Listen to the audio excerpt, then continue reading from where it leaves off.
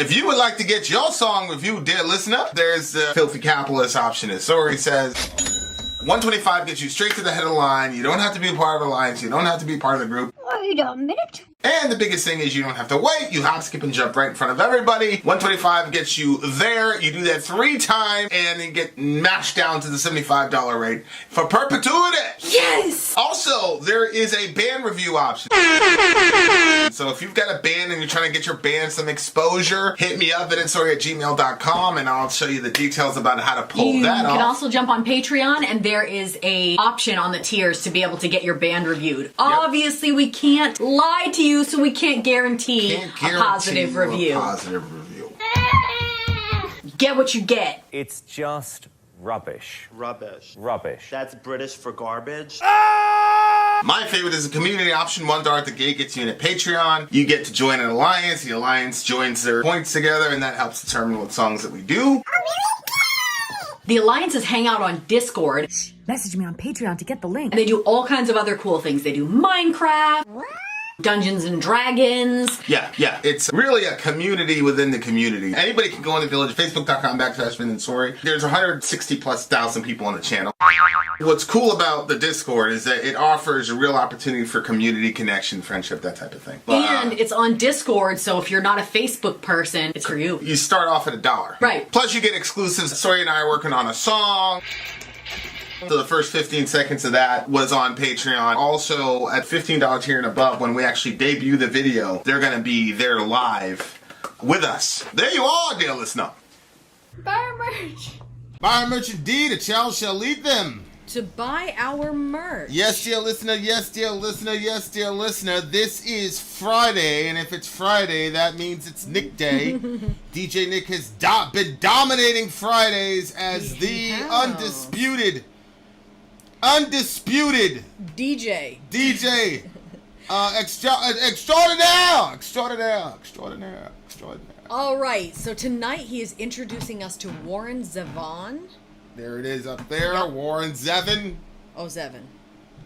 Okay. This is what DJ Nick. We have DJ Nick here, right?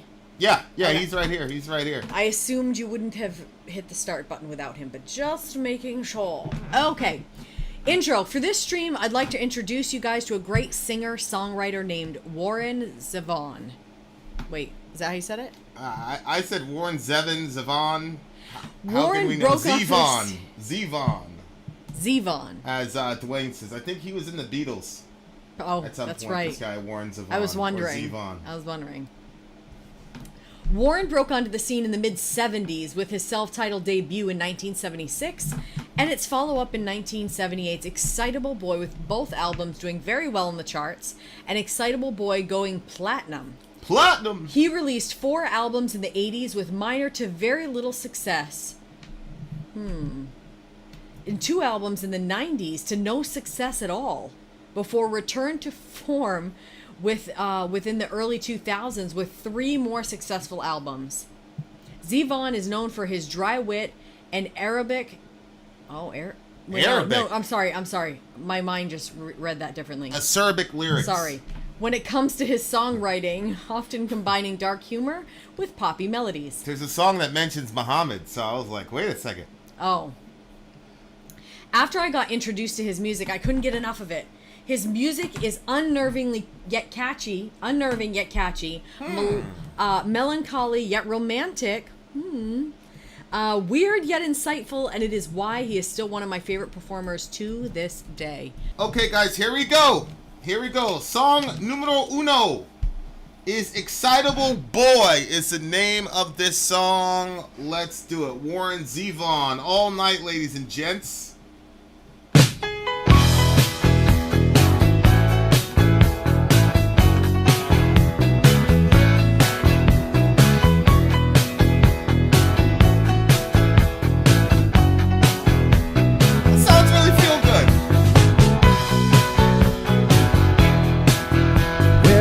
Down to dinner in his Sunday best. Excitable boy, they all said. And he rubbed the pot roast all over his chest. Excitable boy, they all said. Well, he's just an excitable boy. He working the 4 a.m. show at the Clark. Excitable boy, they all said. And he bit the usherette's leg in the dark. Excitable boy, they all said. Well, he's just an excitable boy.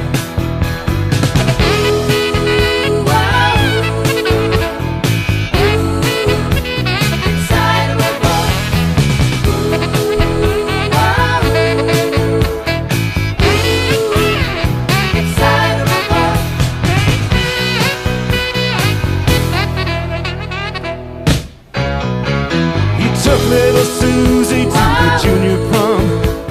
Excitable boy, they all said. Excitable boy. And he raped her and killed her, then he took her home. Excitable boy, they all said. Excitable boy. Well, he's just an excitable boy.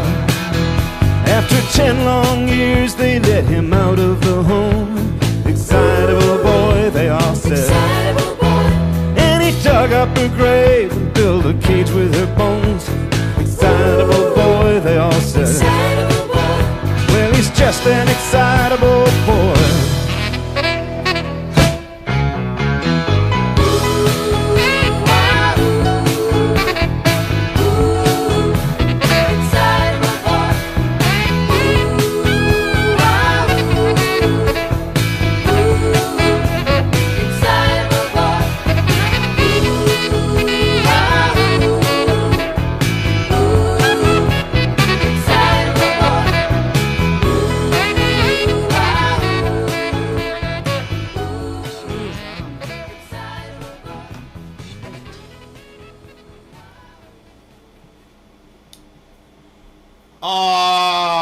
Okay, so there's something to read after this song, or after every song after this song? No, he wants them read before each song, like what we did with this one. He just wants it before. He's just Okay. reminding us to read before each song starts, which we already did for this one. You know, when we first started doing this, we didn't understand the thumbnail game, and we were doing reactions, like we always do. And so, I would look at our thumbnails versus everybody else's thumbnails, and I began to figure it out. Like, oh, you're so surprised, like you're caught off guard, whatever. And obviously in the first year, we were really caught off guard by a lot of things, especially when we were listening to like black metal and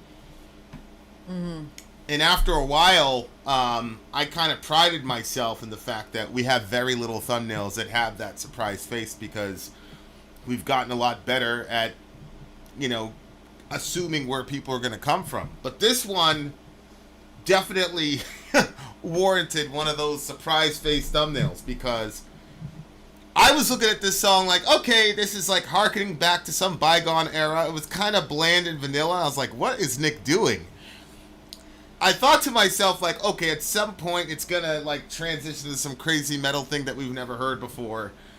But then the entire time there was a landmine in the entire song that we stepped on like right toward the middle, and I said, holy shit. I mean, it legitimately knocked the wind out of me for a second. I thought I heard it wrong. That's why I was like, Yeah. wait, and I looked over there to see the lyrics, and I'm like, oh my gosh. Yeah, and it's getting like really horrible. I mean, at the end, he digs her up and builds a cage with her bones, subhanAllah. I mean, Okay. it just gets sicker and sicker and sicker. Yeah, I actually didn't hear that part until you just said it now. Ugh. Okay. Well, I will say that there was this these people that I was babysitting for, and they had a son, and anytime that the son did something, they would say, oh, well, he's only whatever. Like the age. He's only 3. Yeah. Then it was he's only 6. Then he's only 9. And I remember thinking, not really thinking a whole lot of it, but then hearing some other adults talking about it, because they could see that the kid was not headed in a good direction. They should have talked to the parent, but I guess they decided to gossip instead. And I overheard them, and they were like, you know what? That's what they keep saying, and they're going to keep saying that he's only 16, he's only 20. Well, now he's only in jail. Right. And this to me is that, like, they keep saying he's an excitable boy instead of dealing with the actual issues, maybe as they were seeing them. Just saying, well, he's just excitable, you know, and overlooking obvious things like... Yeah, but I mean, he rubbed the pot roast all over his chest. Yeah, that's gross.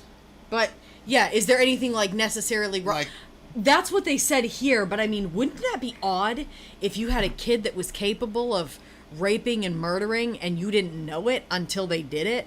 Don't you think that's odd? Yeah, I mean, I don't know. I always feel like that's unfair. Like, what's the unfair? kid becomes a school shooter, everybody blames their parents. Like, I'm not sure that that's true 100% of the time. I don't think it is. Like for example, we were having a conversation yesterday, Nazis came up, and I made the statement, the only difference between Orion and Hitler is grace and opportunity. Right. Meaning, God's given more grace to Orion to curb his murderous desires, and Orion doesn't have the same opportunities to exercise those desires that Hitler did. So, like, there is room for, because there's certain taboos, like, for example, if your kid, you know, if you go to tuck him in at night and he's got like 5 candy bars under his pillow, you don't think to yourself, one day my kid is going to strap up a gun and rob a bank. Like, you don't make that leap. No. You go, you definitely should not be stealing candy, bro. And, like, you handle it as a parent, but you don't make that leap like, oh, he's going to go from that to, like, really violent crime. I mean, what's the correlation between rubbing a pot roast all over your chest and brutally raping and murdering someone? Those aren't even in the same... it'd be one thing, like, if you drown the family pet. You know what I'm saying? Like, that kind of behavior, Yeah. I'm like, yeah, like, you definitely should have gotten, you know, some serious, a medical professional to look at your kid. I mean, definitely if he's rubbing pot roast all over himself as he's dressed in his Sunday best, yeah, I mean, it's odd behavior. he's odd and he's crying out for help. But I don't think any parent would make that leap. So, I mean, you know, Orion bites his brother. I mean, they go back and forth. Yeah, but I feel like that... I mean, he took in the 4 a.m. show at the Clark. I mean, how are you going to take a 4 a.m. show unless you're older? I don't understand what you mean. That's 4 o'clock in the morning. If it was Orion, he'd be in bed. I'm saying, I mean, like, by this age, he bit the usherette's leg in the dark. At that age... At what age? Old enough to where you would be watching a 4 a.m. show. Well, that doesn't mean he was old enough. It just means he went to do it. I mean, how old is old enough in your mind? Well, I don't think his parents took him. It didn't say he went with his parents. He took in the 4 a.m. show at the Clark. Yeah, again, like, biting somebody's leg. Again, like, would you make the leap? Oh, he bit somebody's leg. That means he's going to kidnap, rape, and murder somebody? No, but I would definitely say there was something Johan is 13, and he's not really old enough to go to a 4 a.m. show by himself, but let's just say he did. He bit the usherette's leg. Actually, usherette, right? It's so a that woman. would be a woman, a female usher. Yeah. He bit the usherette's leg in the dark.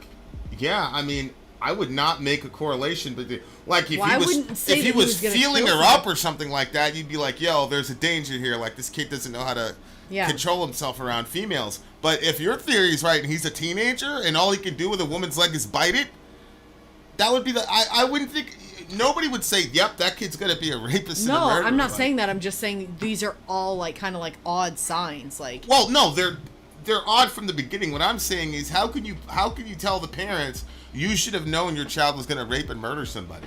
Oh, because that's crazy to me. Because of the response, excitable boy, they all said. I'm not saying that they should know that that's where he's going to go with it. I'm just saying them saying excitable boy to me sounds like, you know, when people will say boys will be boys when the boy is doing something that's wrong. I think all parents do that. You don't. No, I don't. But as you always say, you're like that.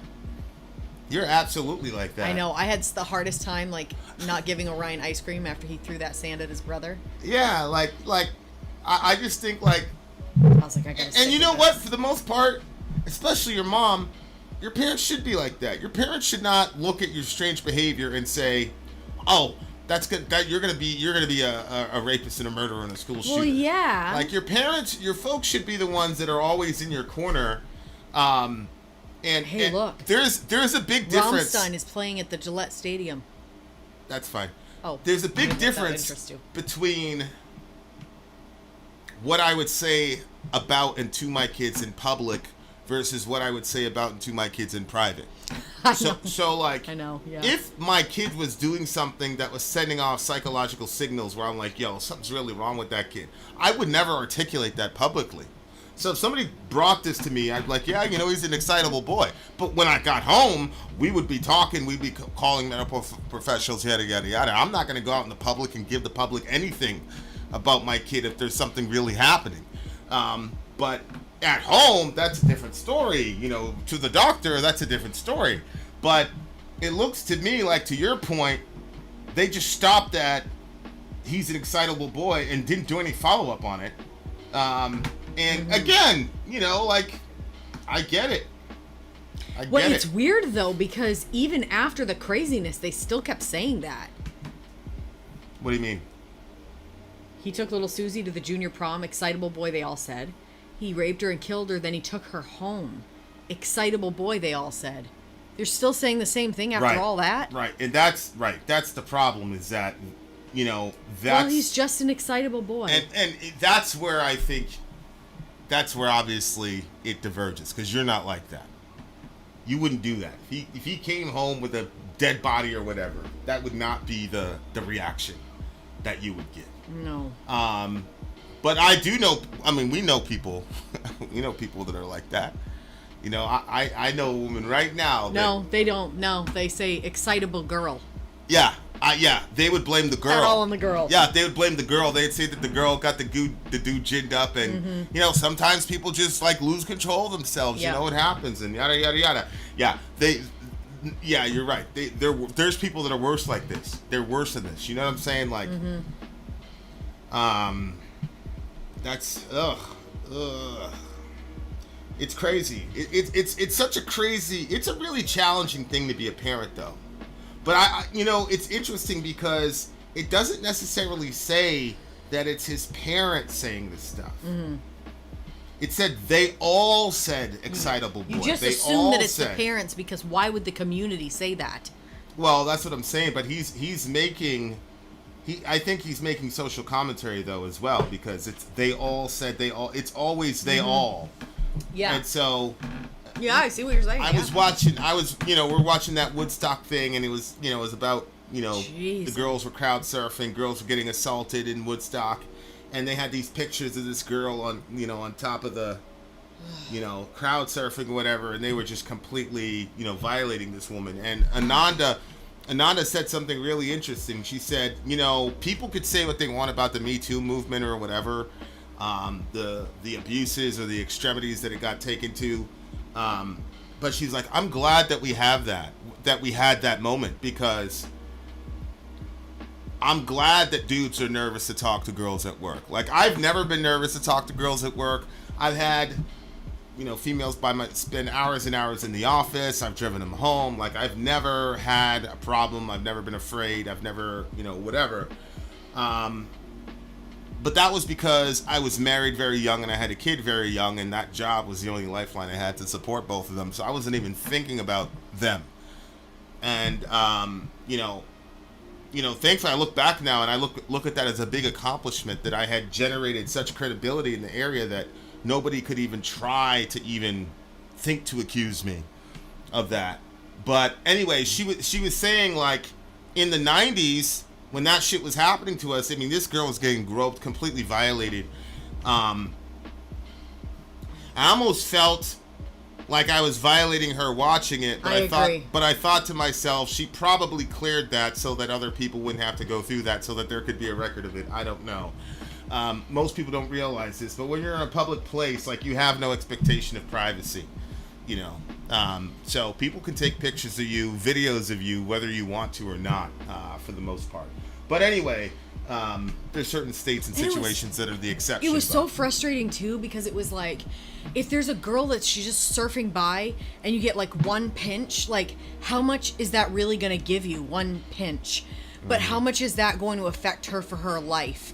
That was happening to her all through that crowd. And you don't even know that she chose to crowd surf either. Because somebody could have just picked her up and tossed her up there.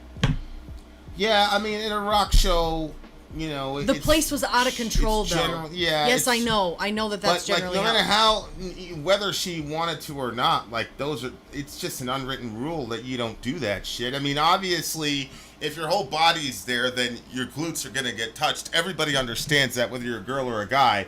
But just enough to move you along, not to freaking, whatever. But she was saying, like, look, man, that shit happened in the 90s. You were just told to accept it. You were just told to accept it, expect it, call the guy a pig and move on. But that you were just supposed to accept that.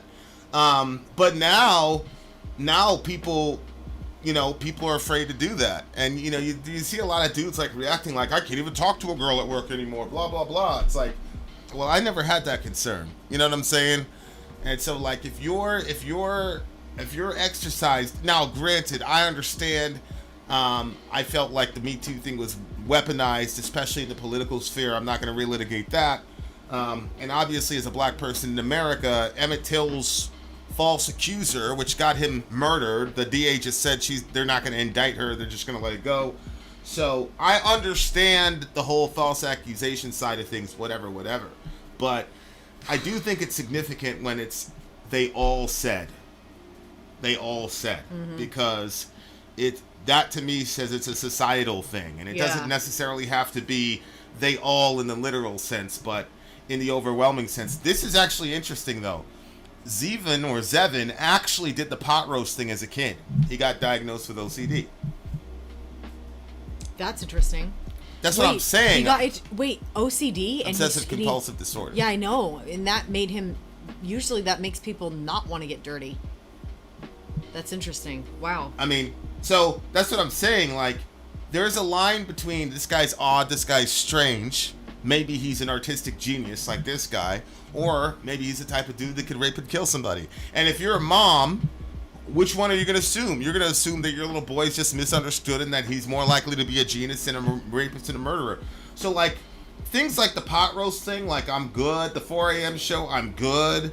I'm good with, like, a parent overlooking that. But to your point, you're 14, 15 years old, biting people in the leg. Like, that's weird. Like, that's something where it's like, yo, we need to have a discussion now. Like, you know what I'm saying? And then, there really wasn't much time between the biting of the leg and the raping and the murdering. I don't know.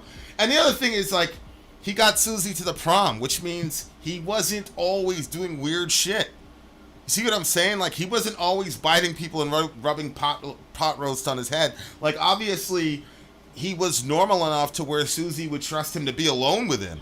You see what I'm saying? So it's not as simple. I think that's one of the reasons why anytime one of these kids goes off and does something, like, we really want to crucify the parents, because we want to convince ourselves that if our kid was the type of person that would do that type of crime, that the signs would be obvious.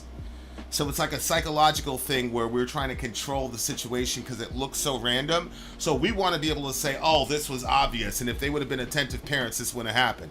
So that you could tell yourself, well, I'm going to be an attentive parent, so my kid will never do such a thing.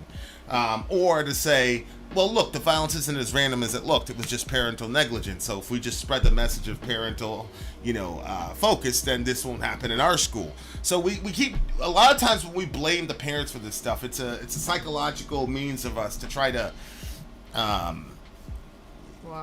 de-randomize the violence. Because if the violence is random, then it could happen to you any day of the week. Yeah. Nick said, a great book about him is I'll Sleep When I'm Dead, The Dirty Life and Times of Warren Zevon by his ex-wife. Whew. That's be alarming. Yeah, and I was talking to this person that she had been around someone that had gotten raped, and when she was around that person, she did the same things that everybody always asks. What were you wearing? Where were you? And sometimes people are doing that because they want to blame the victim. And, well, I mean, that even when she was asking those questions, it was kind of that. But what she was looking for was, oh, you were over there at 1 a.m.? Well, I would never be out at 1 a.m. Oh, you were wearing a tight bodysuit. Oh, I would never wear that. All these different things so that way she could figure out why it would never happen to her. But when somebody reacts like that to somebody who's been a victim of that level of trauma, it's such a cold way to respond because all you're thinking about is yourself.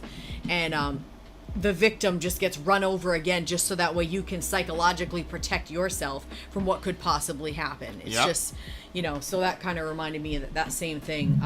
Eric says, I'm 50 years old. Back in the 7th grade, I'd see boys smacking the girls in the behind and grabbing their behinds. And back then, nobody thought anything of it.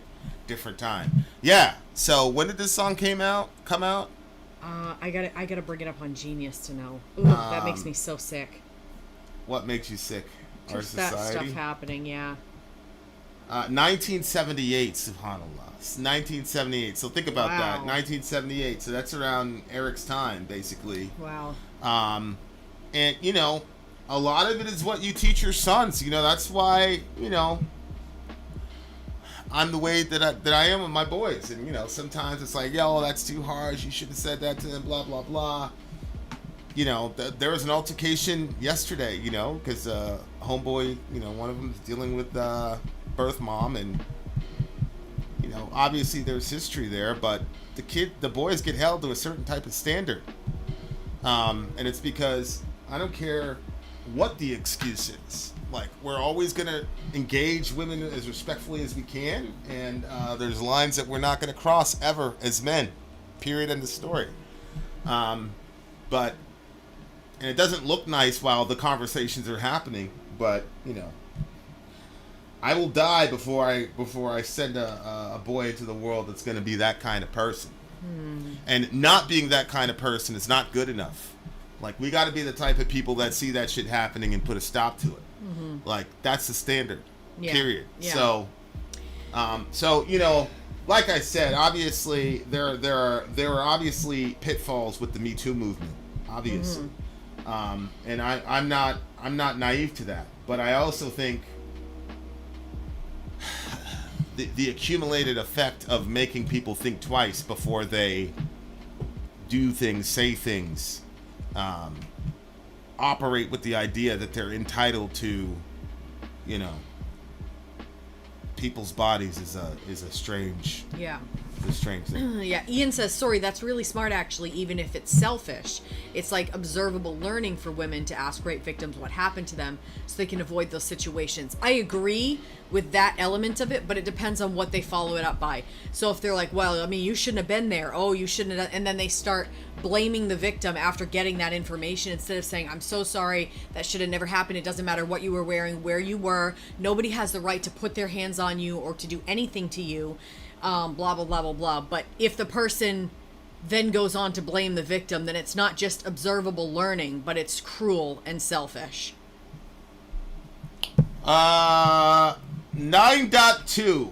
Very good twist there. I'm silent counting this one. The topic is just too much. Especially with the